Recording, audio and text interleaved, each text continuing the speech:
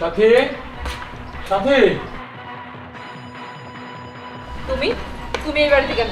তোমাকে না ফোনে না করে দিছি আর কোনোদিন আমার সামনে আসবে না। কতবার বলবো এক কথা, আমি তোমাকে আর ভালোবাসি না, আমি তোমার সাথে কোনো সম্পর্ক রাখতে চাই না। তুমি কি করো? হ্যাঁ, আমার দায়িত্ব নিতে পারবা? তোমাকে বিয়ে করলে আমার সারা জীবন নষ্ট হয়ে যাবে। যাও আমাদের বাড়ি থেকে যাও। দেখো সাথী, তুমি ভুল করতেছো।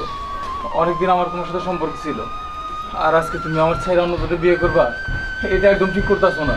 100 বার ঠিক করতেছি। ওই ওকিন্দি ফকিন্দিতে ভালোবাসে কোনো লাভ নাই। শোনো, এই সাদা আমরা দেখিস হয় না, টাকা পয়সা দরকার টাকা। আমার কাছে বিয়ে হইলে ও লাখ লাখ কোটি কোটি টাকা হাতাইবো, ভালো থাকবো, সুখে থাকবো। আর তোর কাছে গেলে এক বেলা খাবার পাইবো, আর এক বেলা খাবার পাইবো না, বুঝছ নাই? আমি আপনার কাছে কোনো কথা শুনতে চাই না। সাথী, তুমিও কি তাই চাও? হ্যাঁ, উনি যা বলছে একদমই ঠিক বলছে, আমি এটাই চাই। ও, আমি গরিব দেখে আজকে আমার ভালোবাসা অস্বীকার করতেছো, ওই বড় লোক বেটার বিয়ে করতেছো। দেখো সাথী, ভালোবাসা টাকা পয়সা দেওয়া হয় না। তোমার আমি শেষবার মতো বলতাছি, যা করতেছো ভুল করতেছো, এই সিদ্ধান্ত তুমি পরিবর্তন করো। আমার মেয়ে কোনো ভুল কাজ করতেছে না, আমার মেয়ে যা করতেছে ঠিক করতেছে। টাকার কাছে সবকিছু তুচ্ছ, টাকা না থাকলে কোনো সুখ থাকে না। টাকাই সুখ, টাকাই শান্তি। আর শোনো রানা, তোমার হয়তো জানা নাই যে অভাবে স্বভাব নষ্ট হয়। আসলে টাকা পয়সা না থাকলে না ভালোবাসা জানালাতে পালায়। তুমি সেদিন বুঝবা, যেদিন তোমার নিজের অনেক টাকা পয়সা হবে, দেখবা যে তোমার পিছে আমার মতো সাথী হাজারো আছে। এখন তুমি আসতে পারো। ঠিক আছে, আমি চলে যাইতেছি, তবে একটা কথা কান খুলে শুনে রাখো, টাকার কাছে আমি আমার ভালোবাসা হাতে দিব না। আমি গেলাম। টাকার কাছে ভালোবাসা হাঁটতে দিব না। রাখো তো খালা, এই ফকিনের কথায় কান দেওয়ার দরকার নাই। ওই যে কোনো নাটকে বা সিনেমায় দেখছে যে এরকম জিত করে যাইয়া পরের সিনে কোটিপতি এক কইতাছে আমি প্রতিষ্ঠিত হয়েছি, আমার কাছে পাইয়া দাও। শোনো, সাথীকে আমি ভালোবাসি। এখন যদি মনে করো টাকার জোরে বাসি, এটা তোমার ব্যাপার। আসলে আমি মন থেকেই ভালোবাসি। ও খালা, এই যে তুমি 5 সুপারি আনতে চাইছিলা, এই যেখানে 1002 টাকা আছে, 5 সুপারি এনে নিও। তুমি নিজে নিয়ে আইলে আরো বেশি খুশি হইতাম। আরে না ইয়া খালা, আমি কি সাথী নিয়ে একটু ঘুরতে বেরোবো? জামা একটা এলাকাটা ঘুরায় যা। আচ্ছা ঠিক আছে মা, ইয়ে, যাই খালা। হ্যাঁ, আচ্ছা চলো। দেখ, জামাই তো না যেন টাকার খনি, বিয়া দেই নাই, তাই পান সুপারির জন্য 2000 টাকা। বিয়া দিলে তো মনে হয় টাকার গদিতে শুইয়া ঘুমামু।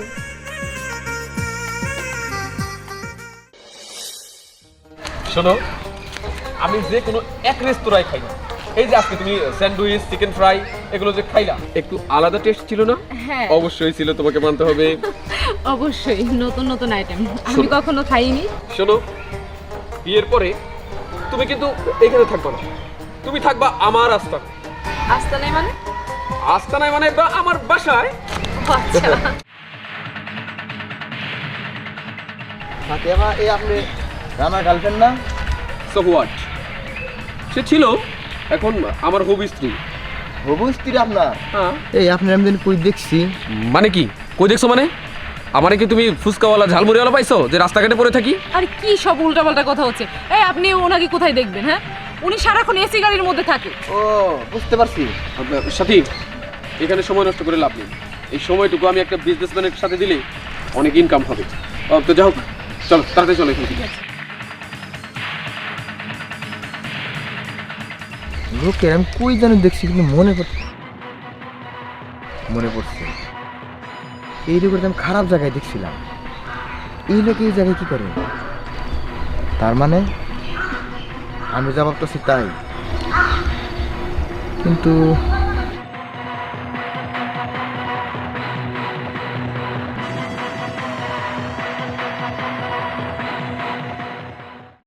তাইলে আসেন, দেরি করেন না।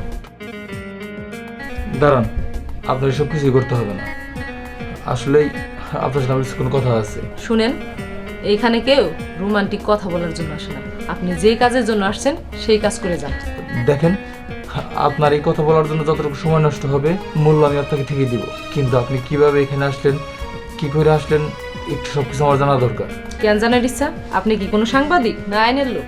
না, আমি তেমন কিছুই না, কিন্তু জানার খুব ইচ্ছা।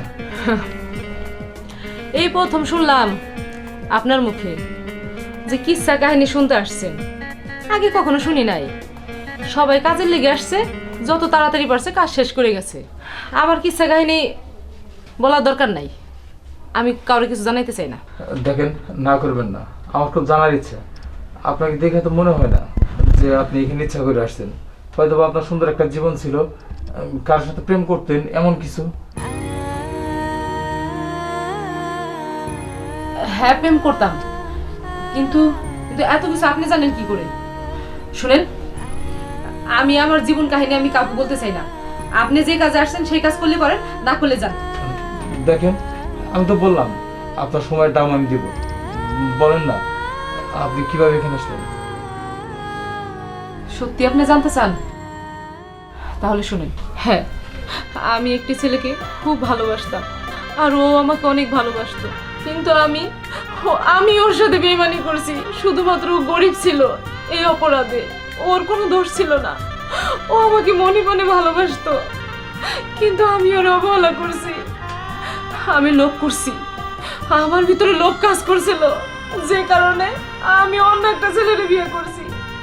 আর সেই ছেলেটা আমারে আজকে এই পতিতালয়ে বিক্রি করে দেয়, আর সেইখান থেকে আমি ওই পতিতা।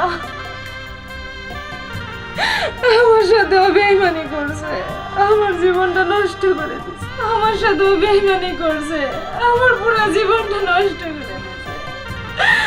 হয়তো মানুষের জীবনটাই এমন, যারা লোভ করে তার সাজা পাইতে হয়। আর এই পৃথিবীতে সব থেকে মানুষের শত্রু কি জানো? লোভ। যে লোভটা মানুষের পায়ে বসে তারা কখনো সুখী হইতে পারে না। সেদিন আমি গরিব ছিলাম বলে আমার ভালোবাসা তুমি ফালাই দিছিলে, আমার তাচ্ছিল্য করে তোমার বাড়ি থেকে বের করে দিছিলে। কিন্তু আজকে আমার লাখ লাখ টাকা, কিন্তু আমার ভালোবাসা মানুষ আমি পাই নাই।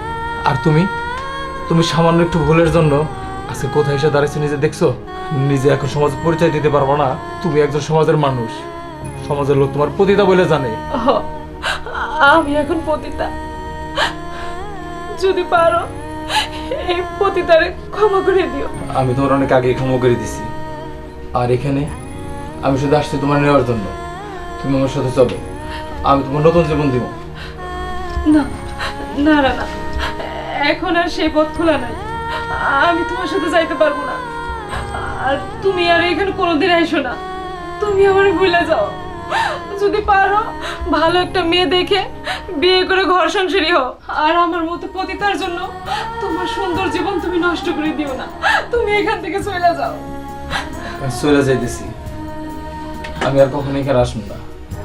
তবে সুখী হইতে পারবো কিনা জানি না, কিন্তু হ্যাঁ, তোমার যদি কখনো মন চায় আমার এটাই তোমার নতুন জীবনের জন্য